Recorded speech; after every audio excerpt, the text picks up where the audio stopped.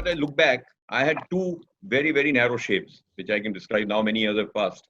We were leaving Visakhapatnam harbor. Now, when a submarine leaves harbor, it stays on the surface to go out of the harbor. But once we are in sufficient water where we can dive, the submarine dives. Because the most important thing for a submarine is that it should not be detected by anybody. Nobody should know where the submarine is. That is the whole purpose of having a submarine, that the enemy must never come to know where you are. So if you continue on surface for some more time, the enemy can find out, oh, this person is heading in this direction generally. So the moment we get an opportunity, we dive and just disappear from the surface, so to speak. So here we were, and we decided to dive to 30 meters. This was about 3 hours after leaving the harbor, after leaving Visakhapatnam harbor. This I'm talking of 1997, when I was commanding a submarine called INS Sindhu Kesari. And I was sailing that time. I had taken some training officers on board. These were the officers who had been selected for the perisher course, the submarine commanding officer qualifying course. So they were all very experienced submariners. So we have this. So you give them enough opportunity to sort of keep track. So here was this officer on the periscope, because when you're on surface, you're looking through a periscope before you dive. So he said the submarine is not going down.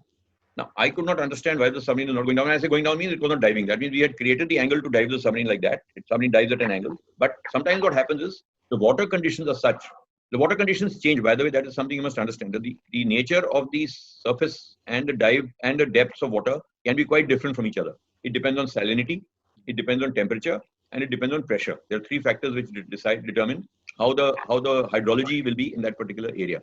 And we in submarines have to be very careful when we calculate all this, because our whole survival can depend on it, to understand the hydrology at that particular time. Every time a submarine leaves harbor, enters harbor, it checks what the hydrology is, so that it understands why the submarine is behaving in a particular manner when it is behaving in a particular manner. And how much is the hydrology having an effect on the submarine's maneuverability, on the submarine's ability to dive, etc. So here he kept saying the submarine is not diving. Now I had just entered harbor 2 days before that. So I thought to myself that obviously the nature of the surface could not have changed so much in 2 days that now, I came in perfectly well, and now when I'm going out, the submarine is not diving.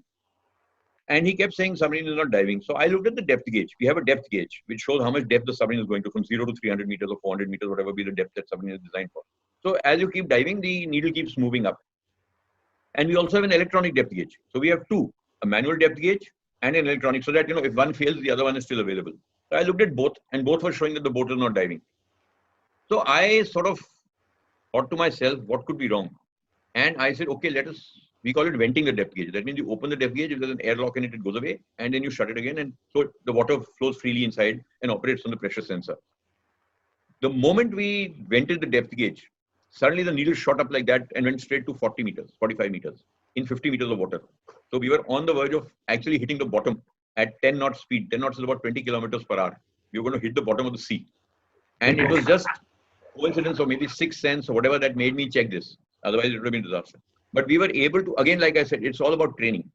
I, as the commanding officer, gave the orders, now started giving orders to salvage that position, salvage that, that this emergency that we were facing, by giving whatever we have, a series of orders we give. But it was a good training of my crew that was able to respond to these orders immediately. Otherwise, I could have given an order, but if the person on the other side is not trained well enough, he may not be able to execute it. If I say, okay, pump out so-and-so thing, if he's not able to operate the pump fast enough, or he doesn't operate the correct pump, or he doesn't operate to the extent I want him to do it, it can be a problem.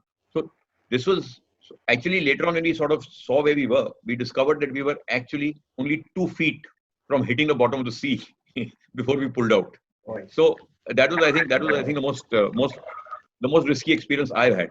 And it was all again due to human error. This officer did not realize that there could be some other reason why the depth gauge is not working. He kept saying it's not going down, it's not going down. Not realizing that if a boat is not going down, there could be many reasons why it's not going down, and not just the hydrology. But this was something that we learned a lot of lessons from. So every experience that you have to learn something from it. That okay, we made a mistake.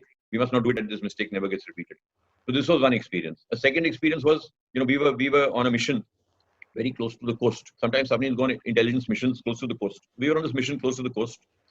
It's called a mine laying mission. Submarines are expected to lay mines in wartime. We carry mines very close to enemy harbors, because a submarine can quietly go dive, lay a mine, and disappear from there. A ship can be seen. But when you have to be very careful of. Now, he cannot see you because you're dived, or you're at periscope depth. So you're just below the surface. But you have to be careful that you don't hit him, or you have to be careful that you don't let him hit you. He may be coming at you. You have to move out and deviate from your course too much. So it is a combination of factors. So very often what happens is you get caught up into the act of that mine laying exercise, that sometimes you tend to neglect what's happening around you. And suddenly there was this one time we were doing it. One of my officers was doing a mining exercise. I was sitting on the captain's chair, And suddenly I said to him, I said, let me look through the periscope once. And I was horrified. The moment I turned the periscope, I saw this huge ship coming absolutely directly at me. He hadn't seen me because my little periscope was only about half a meter above the water. But he was this huge guy. And it was a series of 2 or 3 orders that I gave. Again, good training, immediately obeyed by my crew exactly the way I wanted him to. And I think we missed that ship by, I don't know, it's difficult to say how much he missed that ship by. But it was, I wouldn't even known he's hit a submarine, you know, it would have been like that. So these are experiences you get. But from that we learned. We learned that, okay, when we are operating in shallow waters, so close to, you know, the enemy shore, there will be shipping, there will be. So everything was a learning experience. So these are just 2 instances. We've had, I mean, every submarine commanding officer in the course of his 30 years or 25 years in submarine has had experiences of one kind or another.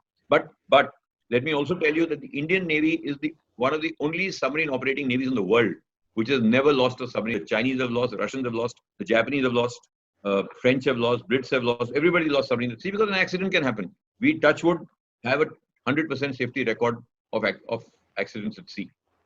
So it is not as dangerous as one think it is.